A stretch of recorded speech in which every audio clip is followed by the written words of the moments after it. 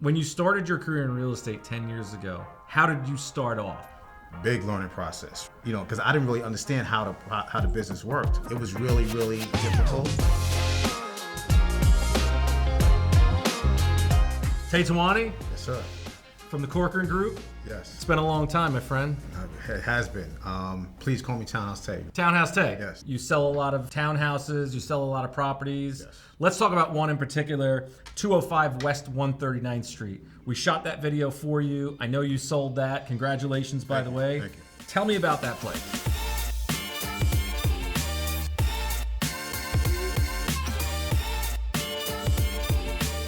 So that property is a single family townhouse. It's 19 wide by 53 deep. It was 4 stories and it was roughly 4,100 square feet. Beautiful house, amazing. In the last 130 years, it only had 3 owners. Wow. Right, so when houses change hands a lot, people have different ideas. Some people may say, hey, let's get rid of all this woodwork or let's get rid of all this detail and modernize it. Right, so that didn't happen in this house, and so it has that historic value still intact. So that was super rare to me. That's where the value holds in these townhouses is what you can't get anymore, right? So you can't go to Home Depot and buy, the spindles or the woodwork or all the trim that this house has. Even the inlay floors, like you can't find that anymore. It's history, right? History, right? Yeah. The fireplaces are all hand carved. So what was your secret to getting that property sold? We did an amazing video with you. Thank you for your help for that. Of course. I wanted to showcase the parking feature. How rare is parking? Parking is super rare, especially behind a townhouse. For this particular property, what makes it rare is because of the alleyway behind the townhouses, there's only 2 places in Manhattan that has parking behind a townhouse. So it's Strivers Row and there's 1 place in the Village. That's it. Featuring that aspect of the property was very attractive and it resonated with a lot of people when they saw it. Because everybody hates circling for parking, right? Mm-hmm. So, just imagine not having that problem anymore and at the same time buying this amazing asset. Congratulations again on that sale. Thank you. I know you have lots of listings. Many of them are townhomes. One listing that we just shot for you that's currently listed, it's 730 St. Nicholas Avenue in Hamilton Heights. Yes. Tell us a little bit about that listing.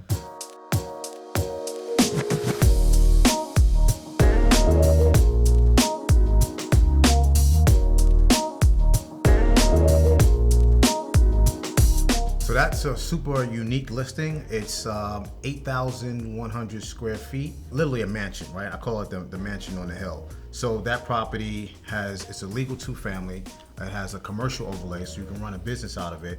And it also have half of a driveway, so you can park 2 cars there comfortably, 5 stories. It's an amazing property. So what do they call that? Like the bring your contractor? Yeah, you definitely got to bring your contractors to that one, and it's not for the faint at heart. Because it's 8,000 square feet, the average townhouse is about 4,000 square feet, between 4,000 and 4,500.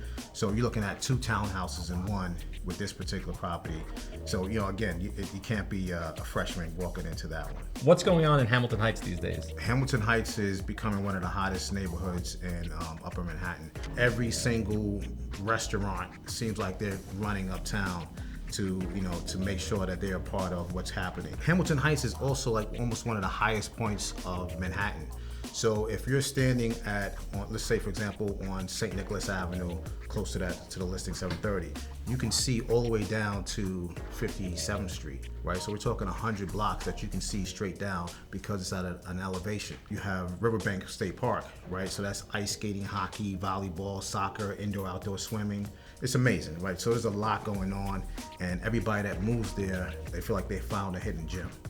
Not to mention the transportation's pretty good there too. Transportation, right. So you have 5 train stations in a 2 or 3 block radius of each other, which is... They do say the west side is the best side. I concur. Yes.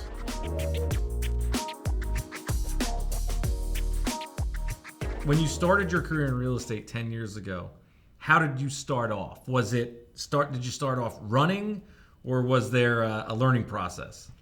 Big learning process, right? I actually started off crawling. Coming from, a corporate world to, come into being an entrepreneur, there's no handbook, right? Especially if you don't have anybody that's going to guide you and tell you which direction to go in. So I was coming to the office and sitting in front of my computer and looking at my phone like, okay, when you going to ring? And it was funny. One of the assistants told me, she was like, "Tay, you don't have to come to the office every day." And I was like, "I don't," because I didn't really understand how the business worked. I thought that, okay, someone's gonna call the office and say, "Hey, I'm looking to sell or buy," and then they'll pass it to me, and then I'll say, "Hey, I'll come meet you and let's do it." As easy as that. It's easy as that. Yeah. But that wasn't the case, right? So it was really, really difficult. And I would say the first year was the hardest. Did you ever want to quit that first year? No. What kept you going? I wanted to find my niche, right? I was still trying to figure out, what am I supposed to be doing? Who am I supposed to be talking to? How do I go about finding more business? And how do I get the engine running? You believed in it. I believed in it. But you also were coming as an investor. You were at that point. You had already been investing in real estate. Perhaps that sort of gave you a little bit more insight. Correct. I definitely had more insight than the average broker, but at the same time, I was a landlord, so that actually, I had money coming in until the engine started for the real estate side. What's the rest of 2024 looking like for Townhouse Tay? 2024 is looking bright. I got a lot of momentum, and I've learned from the past, once you got momentum, you got to keep your foot on the pedal. So I'm going to continue to push and not take my foot off. So my plan is to dominate my sector and dominate the market completely, whether that be townhouses is obviously, and brownstones are my main focus. So I have to make sure that people know that I'm the only option, or the best option out there. So Tay, talk to me about your team and your team dynamic over at Corcoran. Yes. So I have a very smart and intelligent team. It consists of me, myself, and I, right? So all three of us have to come together on a regular basis and make it happen. So, obviously, because I've been a solopreneur for so long, it's hard to find talent that kind of matches my same drive. Yeah. So you know the deal. I know the deal. It's the same thing in any business, right? It's finding that person or finding that team that cohesively works well together. So I'm still in the process of trying to figure out who's like the next person that's gonna work. I can work well with, and it's hard being Michael Jordan or LeBron James, right? Because you need those other people to pass the ball to. You can't constantly, you get burnt out, right, at some point. So, or Jalen Brunson. Yeah, him too. I mean, if we're dropping names. Yeah. Yeah, so you need someone else to bounce things off of, and to when you get tired, you can sit on the bench and watch them play. So I'm still looking to find that dynamic in order for me to get to the next level. Well, listen, maybe somebody who's watching this video might be the perfect match. How do they find you? They can find me at Townhouse Tay on Instagram, or you can find me at TTIWONI at Corcoran.com. And you can obviously find me at any townhouse open house. I'm always around, right? I like it. Yeah, absolutely. Yeah, come to work first, and then we can talk. Thanks again for coming to Queens. Thanks for having me. Appreciate it. We'll see you on the next one. See you on the next one. All right, man. Thank you. Thank you. Thanks, man. Appreciate it.